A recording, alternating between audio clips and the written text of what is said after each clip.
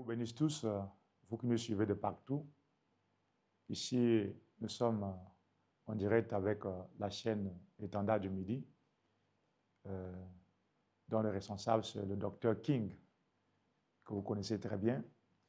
Moi, c'est le révérend docteur Frédéric Gonkama, Tabernacle la puissance de la résurrection.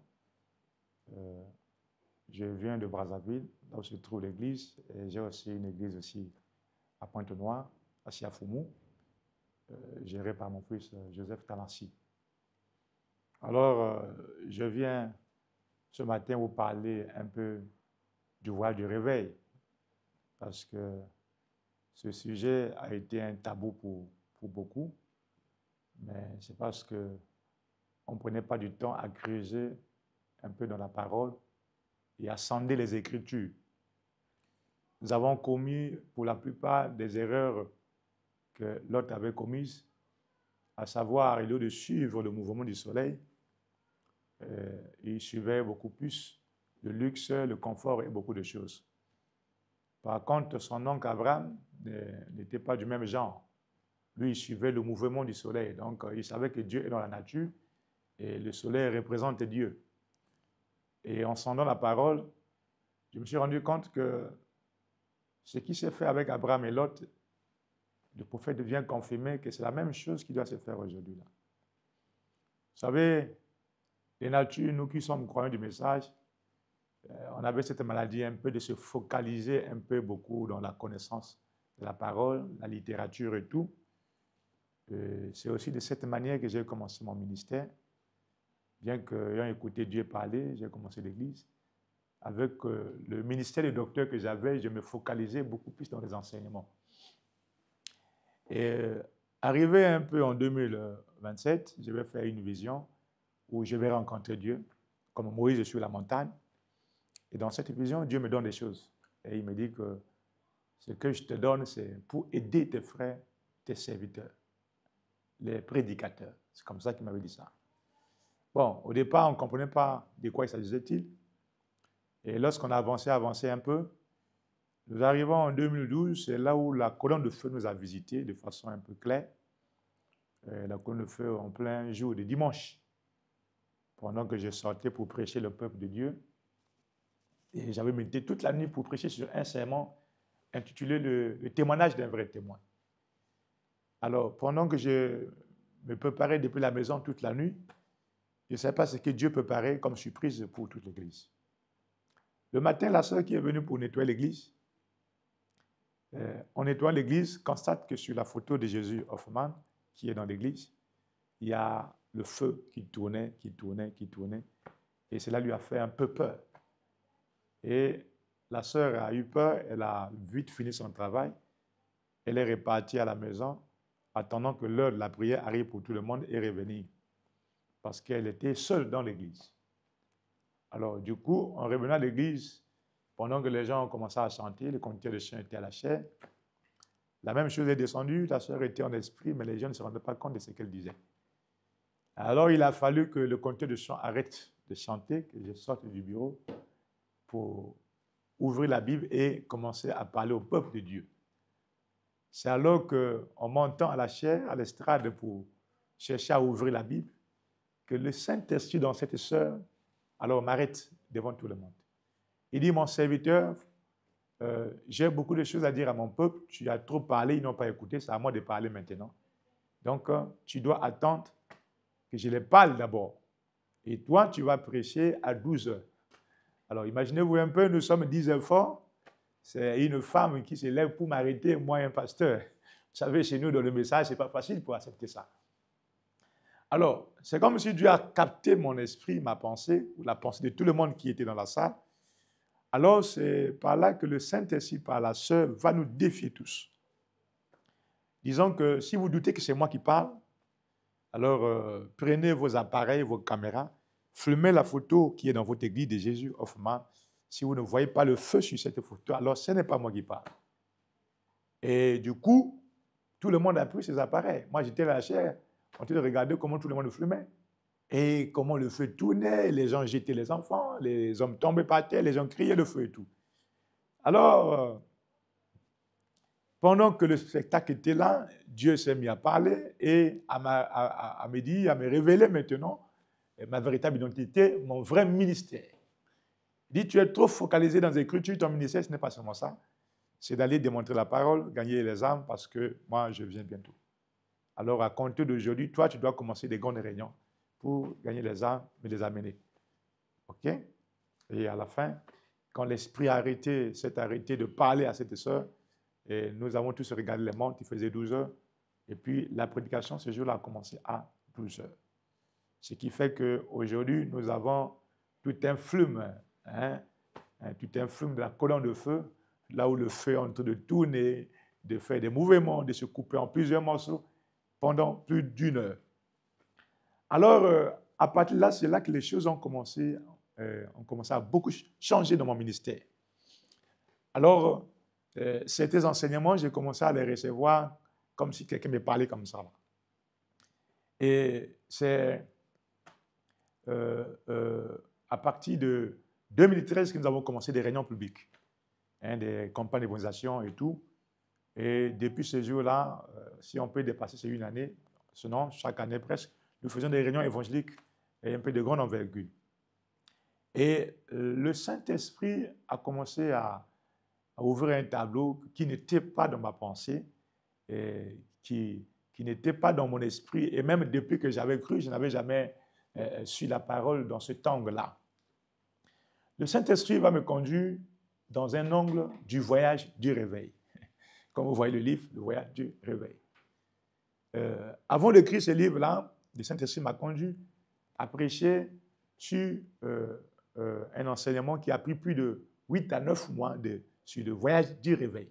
Donc, quand on parle du voyage du réveil, ça dit que c'est un enseignement qu'il fallait retracer comment le réveil a commencé depuis la Pentecôte en Israël et comment il est passé par l'Asie, il a atteint l'Europe et il a manifesté tous les messages que nous connaissons, les Irénée, le Colombo et autres, et jusqu'à ce que le réveil est allé à l'ouest, aux États-Unis, pour susciter les grands serviteurs de Dieu que nous connaissons tous, les William Branham, les William Seymour, les Tony Osborne, les Oral Roberts, tout ce monde-là.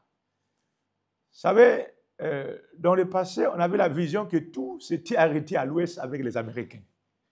Mais à force de creuser dans cet enseignement, je me suis rendu compte, avec les Écritures et le prophète, que les États-Unis, ce n'était pas la fin du réveil. Que le réveil devait continuer jusqu'à atteindre le sud, donc midi, l'Afrique. Alors, et c'est par là que les choses vont devenir un peu nouvelles pour moi et pour ceux qui ne sont pas habitués. Parce que depuis que j'ai saisi cette vision du réveil de midi, le réveil de l'Afrique, en tout cas, certains amis et frères, beaucoup disaient ça c'est la politique qui ont été prêchés. Certains disaient, bon, ça c'est quoi? Mais au fur et à mesure, lorsque nous avons commencé les choses, il n'y avait pas encore des mouvements qui se passent en Afrique de l'Ouest. Ces mouvements un peu politiques qui se passent en Afrique de l'Ouest. Lorsque nous, on a commencé ça, vous savez que ce livre d'enseignement a été prêché depuis 2018. Le livre a été publié en 2019. Les événements sont venus bien après. Et quand les événements ont commencé, c'est là que les gens ont commencé à dire, tiens, c'est comme si le pasteur Frédéric avait raison de ce qu'il disait. Parce que lorsque nous rentrons dans les définitions du réveil, nous voyons les changements de mentalité, nous voyons la prise de conscience, nous voyons la manifestation de Dieu en puissance. Vous voyez, donc le réveil englobe tout ça. Donc, c'est pour dire quoi? C'est pour dire que la vision du réveil du midi, ce n'est pas de l'utopie, comme les gens, certains pensent, c'est une réalité. Vous voyez, Dieu ne s'est pas arrêté avec les Américains, avec le peuple de l'Ouest. Vous voyez, Dieu devait continuer. Il a dit dans Matthieu 24 et dans Luc 24, il dit que de même que l'éclair, le soleil s'élève en Orient et se monte jusqu'en Occident, ainsi sera l'avènement du Fils de l'homme. Alors, par là, en son nom des Écritures, vous comprenez avec moi qu'il a donné une trajectoire, un circuit que le soleil et l'évangile étaient censés suivre, que beaucoup n'ont pas compris. Alors, qu'est-ce qui se passe? Lorsque le soleil s'élève à l'est, n'est-ce pas, l'Orient, il doit suivre une certaine trajectoire. Et cette trajectoire consiste à s'élever à l'est il prend l'Asie mineure, il prend le nord qui est l'Europe, et puis il va se coucher à l'ouest, là où nous avons l'Amérique. Or, se coucher à l'ouest, ce n'est pas la fin de la course du soleil. Voyez? Parce qu'il doit y avoir un nouveau lever du soleil, donc un nouveau jour. Pour qu'il y ait un nouveau jour, il faut que le soleil retourne à l'est. Or, le soleil qui typifie Christ, la lumière, pour retourner à l'est, il doit obligatoirement passer par le sud, par l'Afrique. Sinon, il n'y aura jamais un lever du soleil. C'est ça le problème. C'est là la problématique aujourd'hui que beaucoup n'ont pas compris. Voyez? Et beaucoup croient que l'évangile va retourner en Israël, n'est-ce pas? Ça, c'est vrai. Mais l'évangile ne peut pas retourner en Israël, voyez, pour aller saisir les deux ouins d'Apocalypse chapitre 11, sans passer par l'Afrique. C'est là le problème. Donc, c'est pour dire que si le soleil s'est couché à l'ouest, ça veut dire qu'il a fini avec le peuple de l'ouest. D'ailleurs, frère, on confirme dans beaucoup de citations la fin du réveil de l'ouest des États-Unis. Quand vous lisez les prédications de frère Branham dans les 7 ans de l'Église, et vous voyez aussi dans El Shaddai, prêché en 59, frère Branham déclare quelque chose qui m'a beaucoup touché. Il dit que l'Amérique n'aura plus jamais de réveil jusqu'à ce que Jésus va revenir.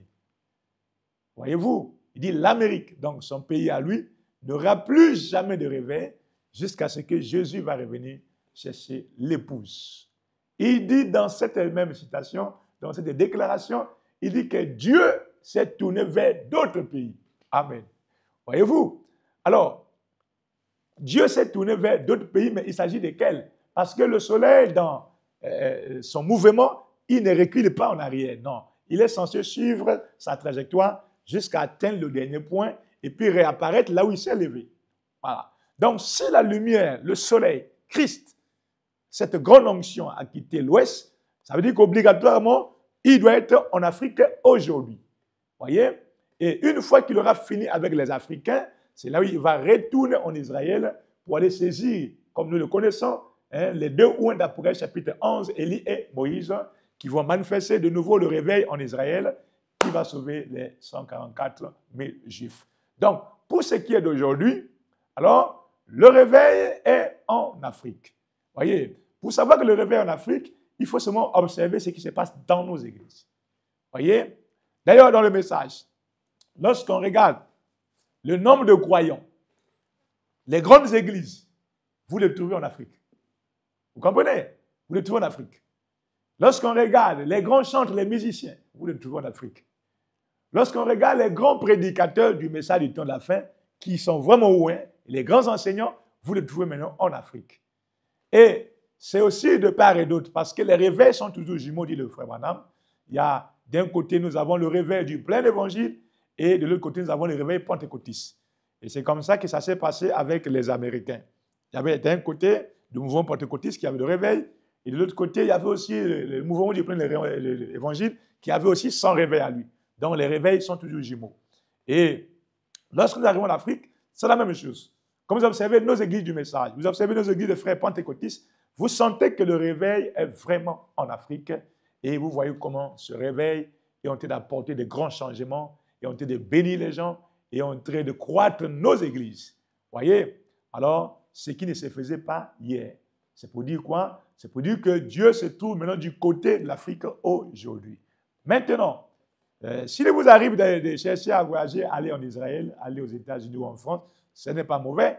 Mais s'il est question de chercher vraiment Dieu là, au sens propre du mot, Dieu n'est plus là-bas.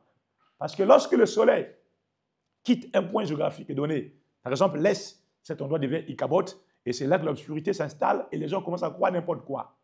Vous pouvez imaginer que là où l'évangile a commencé, en Orient, Jérusalem, Israël, si vous allez aujourd'hui vous prêcher que Jésus est Dieu, on va même vous lapider.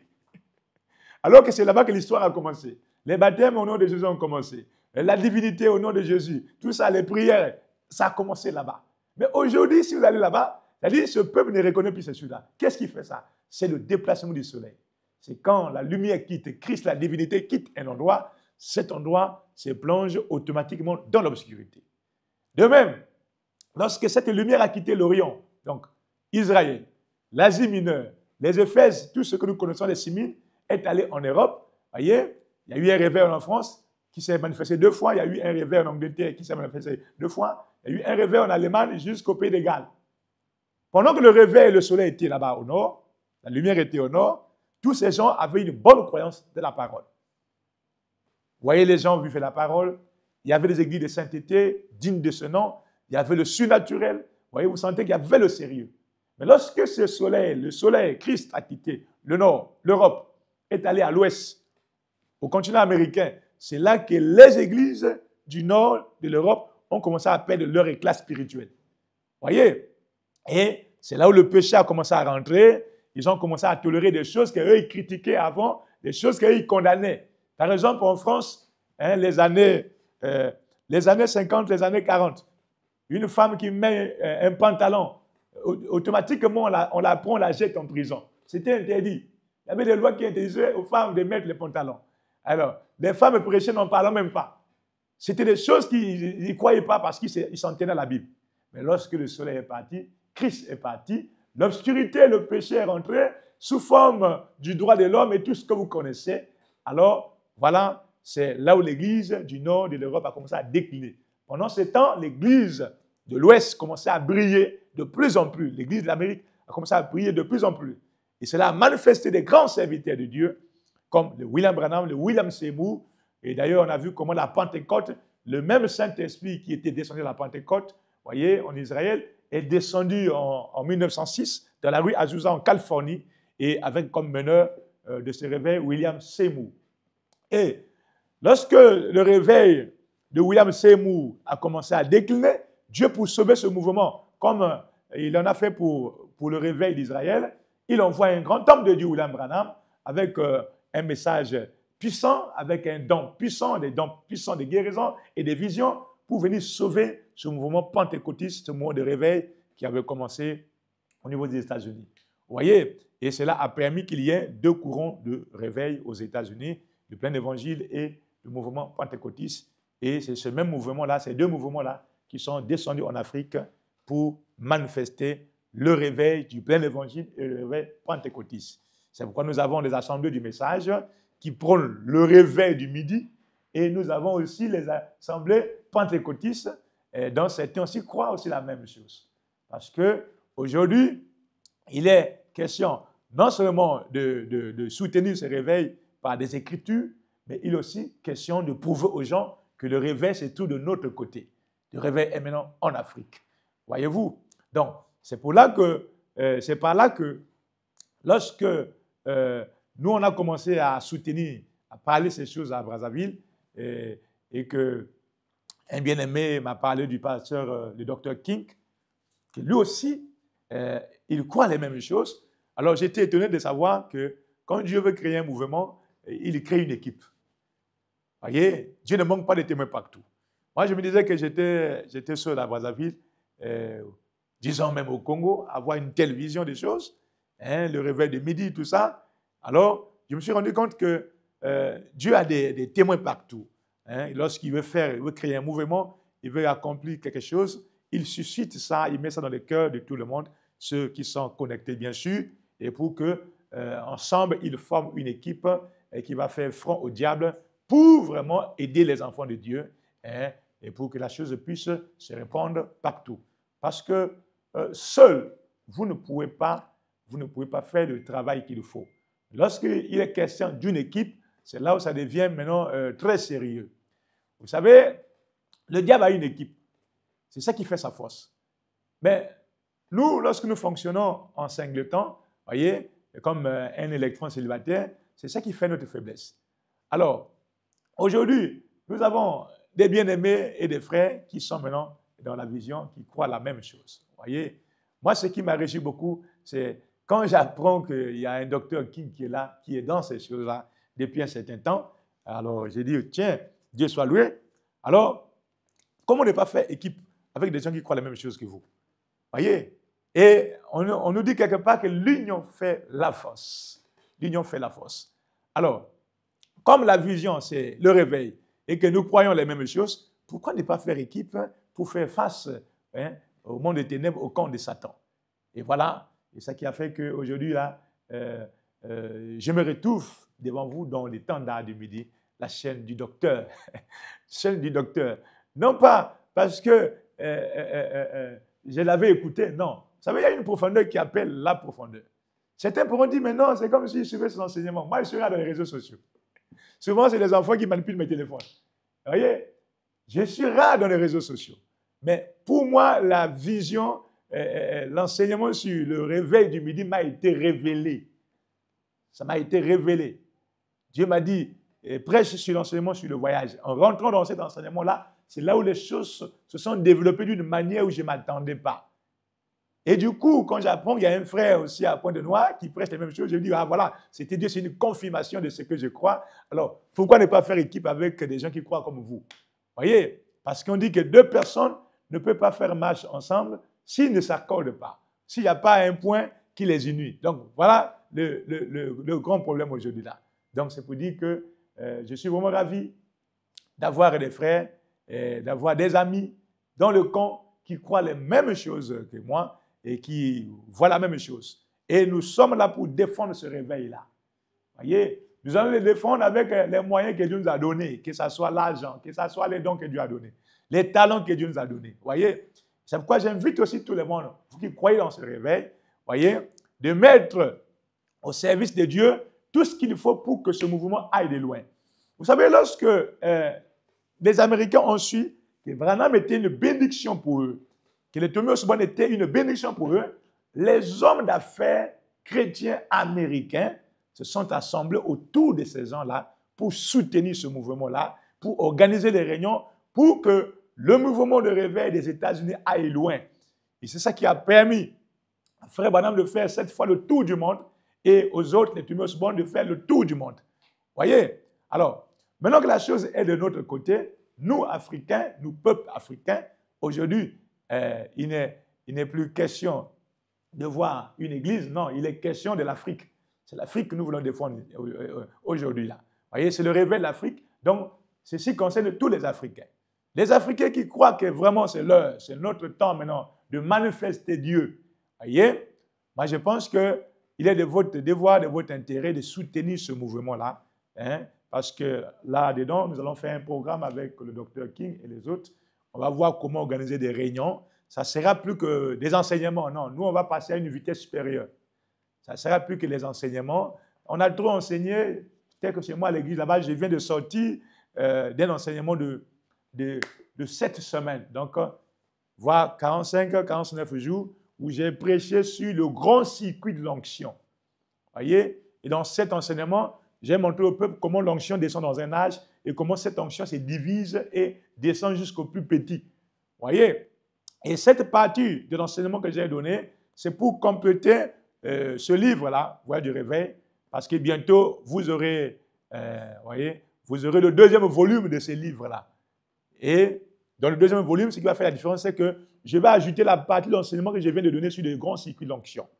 Voyez? Pour être plus explicite, pour faire comprendre à tous les lecteurs qui vont lire ce livre certainement, hein, de comprendre comment l'onction fonctionne dans un âge.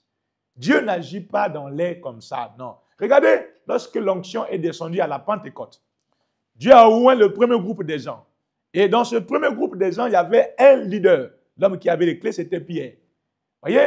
Et après là, Dieu ne se permettait plus de descendre en désordre comme il est descendu à la Pentecôte. Qu'est-ce qui se passe? Dieu commençait maintenant à suivre les canaux qu'il avait déjà placés la chose et il commençait à partir de ces canaux, de ces hommes-là qui étaient déjà oints, il commençait maintenant à faire circuler la chose. Vous voyez? C'est pour cette raison que lorsque Saoul, que nous appelons Paul aujourd'hui, a rencontré la colonne de feu qui est Dieu lui-même, vous voyez, il demande à la colonne de feu, il demande à Dieu, que veux-tu que je fasse, Seigneur? Vous voyez, quelqu'un qui se retrouve devant Dieu, il pose la question, Dieu le renvoie ailleurs. Vous voyez? Pourquoi Dieu le renvoie ailleurs? Parce que Dieu s'en tient à ce qu'il a déjà établi comme ordre. Vous voyez? C'est ça le circuit d'onction. Alors, il dit à Saoul, toi, tu vas aller dans un village, il y a un serviteur là-bas, Ananias, c'est lui qui va te dire ce que tu dois faire. Et pourtant, Dieu aurait pu lui dire ça automatiquement, aussitôt demandé. Mais Dieu a dit, il y a un ordre que j'ai déjà établi, ce que tu me demandes là, je t'envoie, je te renvoie vers quelqu'un d'autre. Et lorsque Saoul arrive là-bas, c'est là qu'on va lui dire ce qu'il faut faire, et c'est là qu'on va prier pour lui, et il va recevoir le Saint-Esprit. Vous voyez? Devant la colonne de feu, il n'a pas reçu le Saint-Esprit, mais à partir d'Anania, il reçoit le Saint-Esprit. Vous voyez? Donc, c'est des choses que nous devons connaître. Voyez? Et surtout que nous sommes dans le circuit. Dans le circuit ou dans le voyage du réveil. Voyez? Dans le voyage du réveil, même si le réveil en Afrique, il y a des gens que Dieu a donné l'onction et par ces hommes-là, vous pouvez avoir aussi l'onction. Voyez? Il y a des choses, vous pouvez aller sur les montagnes, demander, crier, ça ne viendra pas parce que Dieu s'en tient à son ordre.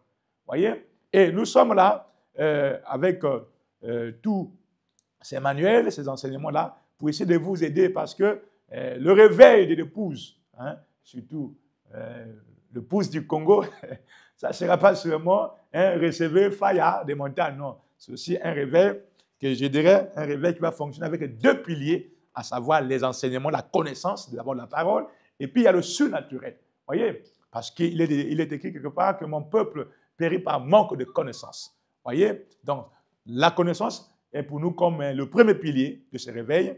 La connaissance est pour nous, comme on dit, la mécanique, et puis nous avons l'onction qui doit venir pour manifester ce que nous avons enseigné à chacun de vous, jour après jour, année après année. Donc, mes bien-aimés frères et sœurs, je vous invite à soutenir les gens qui sont dans ce mouvement du réveil de midi. C'est une façon de soutenir les couleurs de l'Afrique. Voyez, les autres ont soutenu les leurs. Voyez, si aujourd'hui Thomas Bonapi est arrivé en Afrique, Branham a fait cette fois le tour du monde, c'est parce que les hommes d'affaires chrétiens ayant saisi la vision et ont compris que le réveil, c'est maintenant leur affaire. Voyez, Dieu est venu de leur côté, alors il fallait soutenir le mouvement-là, ce qui a permis que ces gens aussi ont fait le tour du monde. Voyez, et d'ailleurs, il y a des prophéties données par le frère Branham que les jeunes gens sortiront de l'Afrique et ils iront maintenant apporter l'évangile par-ci, par-là, surtout aux États-Unis d'Amérique. Pourquoi il disait ça? Parce qu'il voyait déjà le côté où le réveil était en train de partir. Je vous ai dit pour commencer, au commencement, que Frère a déclaré dans la prédication El Shaddai que le réveil des États-Unis a pris fin. Dieu a quitté les États-Unis, voyez, et il s'est tourné vers d'autres nations, voyez. Et plus loin, il dit, les jeunes gens sortiront. Ça veut dire que le frère Branham, par la révélation, voyait déjà, voyez, le mouvement du réveil et comment il devait se retrouver maintenant en Afrique. Maintenant qu'il est avec nous, voyez, il est avec nous, les livres sont là, je vous invite surtout, vous qui êtes des grands lecteurs, à essayer un peu de parcourir ces livres, je crois que ça va vous éclairer beaucoup. Et dans ces livres, j'ai essayé un peu de mettre quelques extraits des réunions que j'organise et les manifestations du Saint-Esprit, comment Dieu guérit les gens, comment il fait marcher les paralytiques et comment il ressuscite les gens, voyez, par les petits dons que Dieu nous a donnés. Ça, ce n'est qu'un commencement. Il y a beaucoup de choses que, personnellement, Dieu m'a dit qui doivent s'accomplir, voyez, qui sont en route. Et je crois que pour arriver là, il faut vraiment qu'il y ait des bons soutiens parce que, par expérience, lorsque nous avons organisé les réunions des campagnes à Brazzaville, dans les endroits en plein air, ça coûte trop cher. Ça coûte trop cher. Voyez, organiser une réunion dehors, ça coûte tellement trop cher. Voyez, ça nous prenait parfois des 2 millions et quelques, des 3 millions. Ça, c'est des petits endroits comme les écoles qu'on faisait. Imaginez-vous aller faire une réunion, par exemple, dans un petit stade ou dans un amphithéâtre, et comment ça va plaisir. Voyez, pour ce qui est de la connaissance, nous en avons déjà. L'onction, nous en avons déjà. Dieu a fait ses preuves dans le passé. Voyez comment il fait marcher les paralytiques, comment il ressuscite les morts. Voyez, donc toutes ces choses-là, vous voyez, comme ce monsieur-là qui a été guéri, il a laissé les béquilles. Ça, c'est le réveil de midi pour montrer que Dieu est de notre côté. Voyez, donc il y a beaucoup de choses qu'on peut témoigner, mais vu que le temps ne nous permet pas de traîner et puis de continuer à témoigner des choses peut-être qui vont vous aider. Mais je crois que Dieu nous donnera le temps plus tard pour essayer un peu de vous montrer réellement que le réveil est de notre côté. Donc, je vous invite tous, vous qui croyez dans ce réveil, à soutenir ce mouvement, à soutenir les hommes qui croient dans ce mouvement-là. Voyez, parce que ce n'est pas facile. Je me tiens ici dans le studio du Dr. King, et lorsque je vois le matériel qu'il a rassemblé, ce n'est pas moins de 2 millions. Vous voyez? Alors, il a fallu donc chercher l'argent de part et d'autre pour avoir tout ça, et pour avoir des bonnes images, et puis pour avoir un bon son. Effectivement, parce que même si vous avez un bon message, si le son est incertain, en tout cas, les gens auront du mal à vous saisir. Vous voyez? C'est ça le grand problème. Donc, vous avez intérêt à nous soutenir dans ce mouvement-là pour que nous apportons les bonnes choses qui vont vous aider, vous édifier, qui vont bénir vos âmes et qui vont vous apporter la délivrance totale. Voyez? Donc, le réveil est très important pour nous les Africains. Vous savez, partout où le réveil est passé dans le monde entier, le réveil a amené le changement sur tous les plans. Politique, social, économique. Le réveil. Voyez? Si aujourd'hui l'Afrique peine à se décoller, c'est parce que la lumière est venue chez nous avec un petit retard. Voyez? Alors, nous sommes des Africains, on sait comment nos alliés ont traité des alliances avec le diable. Voyez? Et ces alliances-là, le contenu. Voyez? Moi, j'ai toujours été contre les accords signés par des Brazza avec Makoko. Je me dis, mais lui, c'est un Français, l'autre, c'est un Batégué. Ils ont signé quoi? Et on vous dit que celui qui était là comme interprète, c'est Malamine. Malamine n'est pas Téké. Comment ils se sont échangés? Alors, je me dis, dans cet accord, c'était il y a eu des tromperies, on a fait signer aux vieux des Brazza, certaines choses qu'ils ne connaissaient pas. Et aujourd'hui, nous subissons. C'est pourquoi le réveil est important. Le réveil, la lumière est important pour venir éclairer les gens, pour booster les ténèbres dehors, pour que nos pays puissent bien décoller. Nos pays ne pourront pas bien décoller aussi longtemps que l'obscurité règne sur nos pays. Même si on peut changer les politiciens et tout le monde, ce n'est pas le problème des politiciens d'abord. D'abord, le problème, c'est l'obscurité. Le problème, c'est les alliances, voyez, qui influencent nos pays, qui influencent l'Afrique. C'est ça le grand problème. Voyez? Et aussi longtemps qu'on ne va pas traiter ce problème-là, hein, on ne va pas faire descendre la lumière dans nos pays, en Afrique comme tel, on aura toujours des sérieux problèmes. Voilà un peu ce que nous voulons vous transmettre. Donc, c'est de votre devoir, c'est votre intérêt de soutenir ce mouvement-là, hein, pour que nous tous, nous puissions avancer. Parce que si notre pays avance, nous aussi, nous serons des bénéficiaires de cette croissance, de cet avancement-là. Donc, bien-aimés frères et sœurs, nous sommes là déjà une équipe qui est déjà en marche. Vous voyez, nous sommes une équipe et cette équipe est là pour défendre les couleurs de ce réveil. Et cette équipe, pour bien jouer, pour bien défendre les couleurs, dans cette équipe, il y a tout le monde. Vous voyez, vous voyez, dans l'équipe, il y a des numéros 9, il y a des défenseurs, il y a ceux qui sont là pour attaquer. Vous voyez, ils sont là pour attaquer, pour aller marquer dans le camp du diable. Donc, nous avons des docteurs, nous avons des apôtres, nous avons des pasteurs qui sont là. Nous formons une équipe pour défendre les couleurs de ce réveil. Et l'équipe ne pourra bien jouer que si et seulement si vous, les spectateurs, vous nous soutenez. Voyez, pas vos amens, pas vos moyens, pas tout ce que Dieu pourra mettre dans votre pensée pour nous soutenir. Et en ce moment-là, si le soutien est vraiment colossal et nous permet de bien travailler comme il se doit, cela permettra à nos nations de décoller. Je suis en train d'insister là-dessus parce que, vous savez, nos nations sont comme comme Jéricho, comme Canaan. Il y a des nations où il y a la malédiction qui est là, mais vous ne savez pas qu'il y a la malédiction qui a été prononcée par quiconque, mais vous ne connaissez pas. Une nation comme Jéricho, une ville comme Jéricho, si on vous dit d'aller relever Jéricho. Jéricho, Josué est passé, il a maudit. Il a maudit et il a dit le prix à payer pour celui qui va venir relever. Et nous savons dans la Bible que la personne qui est venue relever le prix là, le défi pour relever Jéricho, il a payé, comme avait dit Jéricho, avait dit Josué. Voyez, il a payé son premier et son dernier. Et dans nos nations, c'est la même chose, il y a des choses qui sont là. Pour que vraiment on arrive à relever les choses, il y a un prix à payer. Voyez, le prix à payer pour certains, c'est-à-dire c'est consacré dans la parole.